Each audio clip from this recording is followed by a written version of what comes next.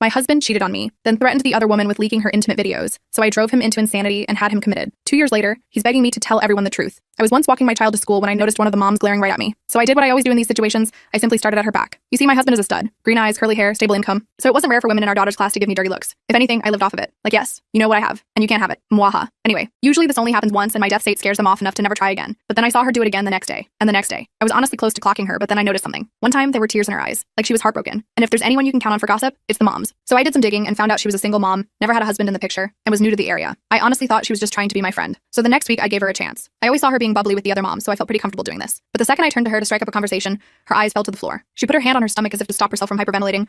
So then I figured it was just social anxiety or something, until I got in the car. Honey, why the F were you talking to that woman? My husband yelled with pure rage in his eyes. Well, my husband never yells, so my first reaction was to start crying. I think he realized he was overreacting, because that's when he put his arm around me and claimed to have not gotten his first coffee of the day yet, as his explanation. I nodded, but fear still clouded my mind. So much so that I didn't even mention the woman again. I was sort of hoping an explanation would just somehow fall into my lap, that it would be simple and lighthearted. Honestly, I think deep down, I knew the truth. That same day, as I got our daughter ready for bed, Ben's mommy told me to give you this. She said if I read it, a monster would come after me. Can you tell me what it says? Ben, of course, is the mystery woman's son. I nodded, thinking it would be some sort of kind-hearted apology. Oh, how wrong I was. At the very top of the piece of paper read, open when you're alone. So I told my daughter I would tell her in the morning, before kissing her forehead and turning off the light. I locked myself in the bathroom. Every possibility ran through my head. Was the teacher a creep? Was my daughter secretly being bullied? But it wasn't any of these things. Luckily, the letter read, your husband has been threatening me. I never knew you guys were together. I'm sorry. That's it. There was no other explanation. It was like some dystopian treasure map written by a person with schizophrenia. So I went downstairs and opened my husband's favorite bottle of whiskey. As soon as he heard the bottle open, he was practically drooling for a glass. I practically filled it to the brim, and he swallowed it down in under a minute. And just as planned, the next morning he was too hungover to go to work or drop off our daughter at school. So like the loving wife I am, I made him breakfast in bed and reassured him that one day off wouldn't do any harm. I dropped off Bella extra early so I wouldn't miss Charlotte, Ben's mom. And that's when I saw her. As soon as she waved goodbye to Ben, I cornered her. One thing about me, I'm a girl's girl. I will always prioritize a woman's safety above all else. Charlotte, I need you to explain what's going on. You have my word that I won't tell. Okay, she said it without hesitation, like she knew this conversation was bound to happen. She then followed me to my car and whipped out her big black iPhone. I wasn't sure what she was doing, but then she opened a message and began to scroll. My heart dropped when I read the name at the top. So before I continue the story, there's some information you need to know. Me picking our daughter up from school is a very new thing. Before it was my husband who was assigned to that. So Charlotte had genuinely believed he was a single, unmarried father. With my own eyes, I read my husband's threats. He had clips of them making love and dozens of intimate photos. He said he would leak them to the school, her family, and her workplace, because she had found out he had a wife, me, and wanted to make sure I knew the truth. I swallowed the bile in my throat. Charlotte took my hand. She promised to help me with whatever part of the divorce process I needed, as long as I made sure her stuff didn't get leaked. But I shook my head. I didn't want that. He had not only broken my heart, but he broke our home. Our baby girl won't get to grow up with two parents. I wanted something worse than divorce, something that would destroy him. I started noticing changes in him about 3 weeks into my plan. Little things at first. Shadows beneath his eyes, a tremor in his hands, the way his gaze darted to his phone every few minutes with mounting anxiety. He was unraveling thread by thread, exactly as I'd intended. Everything okay at work? I asked one evening, my voice dripping with manufactured concern as I set his dinner plate before him. He rubbed his temples, wincing. Roger keeps saying I sent him bizarre emails, but I swear I didn't write them. And yesterday my presentation files were all corrupted somehow. Numbers scrambled, projections completely off. I frowned sympathetically while satisfaction bloomed in my chest. Tara from accounting had come through beautifully with those files. Subtle adjustments that made him look incompetent without being obvious sabotage.